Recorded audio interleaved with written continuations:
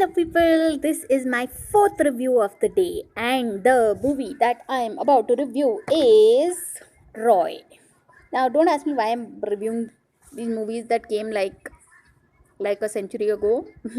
I mean, Roy that stars Kapoor, Arjun Rampal, and Jacqueline Fernandez. Okay, I'll be honest, yeah, I'll give this movie like a two-star rating because I don't know, it was very difficult to understand, yeah. But the only nice thing what I felt about the film was the music. I mean, especially that Ajnabi Ho Janabi. No, it is Matlabi actually. Okay, so whatever the thing.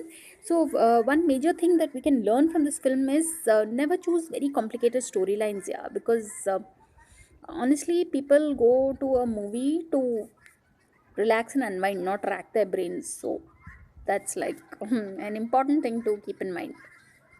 So yeah, so that's my review for the day. Thanks for watching, people, and please subscribe.